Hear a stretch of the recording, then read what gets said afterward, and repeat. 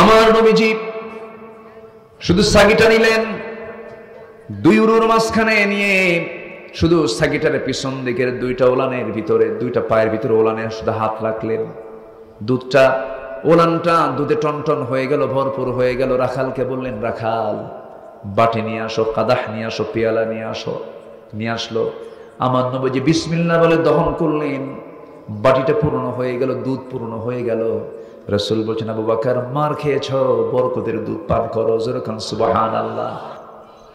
নামাজের জন্য সাইয়েদনা আবু বকর রাদিয়াল্লাহু তাআলা আনহু মসজিদে হারামের মধ্যে ঢুকে গেলেন।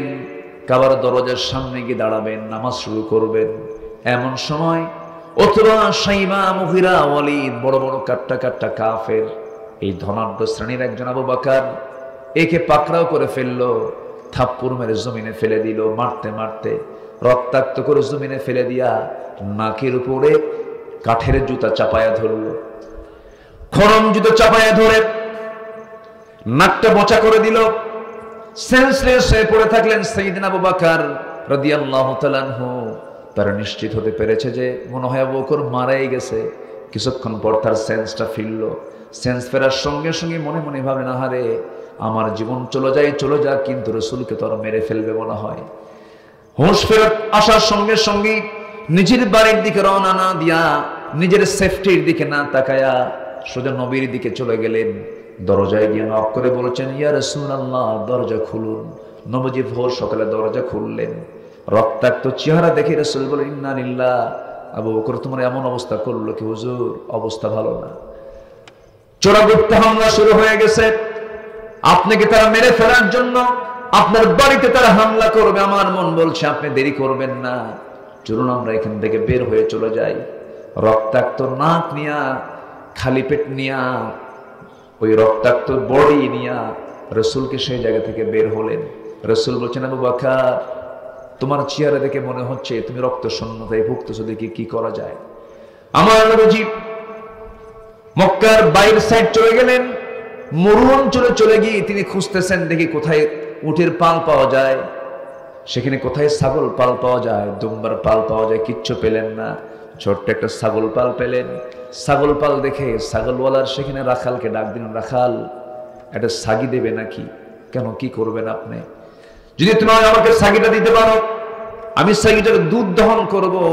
আমার প্রাণপ্রিয় বন্ধু, বাল্য জীবনের বন্ধু আমার আবু বকর রক্ত শূন্যতায় ভুগতেছে, মরে যাবে, সে দুধ না পান করলে পরে। দাও একটু, আমাকে একটা ছাগি দাও না। রাখাল বলছে, আমাকে মাফ করবেন, আমি আপনাকে ছাগি দিতে পারবো না, কারণ ছাগির মালিক তো আমি নই, আমি হলাম রাখাল। আমানতের খেয়ানত হয়ে যাবে। আমার নবীজি মুস্কি মুস্কি হাসি মেরে চিন্তা করে, হারে এই মরুর এই বালুর ভিতরে ইমান হারা বান্দা, কিন্তু ইমানের গুণ আছে। যেরকম সুবহানাল্লাহ। ইমান হারা বান্দা কিসের গুণ আছে? ইমানের গুণ আছে, আমানতের খেয়ানত করা যাবে না। এই কথা শোনার সঙ্গে সঙ্গে নবীজির ভালো লাগলো। নবীজি এবার তার দিকে তাকায় মুস্কি হাসি মেরে বললেন, ও রাখাল, আমি তোমার কাছে এমন একটা ছাগি চাই যে ছাগিটার ওলানে কোনোদিন দুধ আসে নাই, বাটে কখনো দুধ আসে না। এলাকায় কি বলে? কি বাট বলে না ওলান কয়?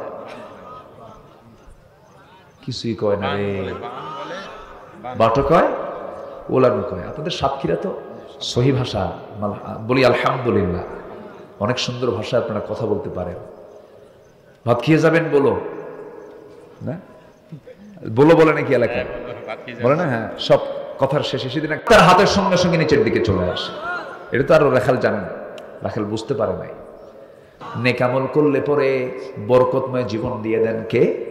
ফালানুহিয়ান্নাহু হায়াতান তাইয়্যিবা। আমার নবীজি বললেন, রক্ত শরীর থেকে ঝরেছে, এখন বরকতের দুধ খাও, এটার শূন্যতা পূরণ করে নাও। বিসমিল্লাহ বলে তিনি পান করলেন। এত দুধ খাইলেন, পেটের চামড়া টাইট হয়ে গেছে। রাসূল বলছেন, আবু বকর কেমন খাইলে? হুজুর খাইলাম তো, এত দুধ জীবনে খাইনি, এত মিষ্টি স্বাদ, কিন্তু হুজুর দুধ খাইলে হবে কি? আমি দুধ কমাতে পারলাম না, দুধ তো ওরকমই রয়ে গেছে। আমার রাসূল বললেন, আবু বকর তুমি দুধ কমাতে পারবে না, রাখালকে দিয়ে দাও। রাখালকে দেওয়া হলো। রাসূল নিজে বিসমিল্লাহ বলে ফেললেন। বিসমিল্লাহ বলার পরে সেও খাওয়া শুরু করলো। বাটি থেকে দুধ কমে না। রাসূল বলছেন, ও আমার আবু বকর, ও রাখাল, এই জায়গায় যদি আল্লাহর আরো কিছু বান্দাও থেকে যেত, কেউ দুধ পান করেও দুধ শেষ করতে পারতো না, যতক্ষণ আমি রাসূল নিজে তাতে ঠোঁট না লাগাবো।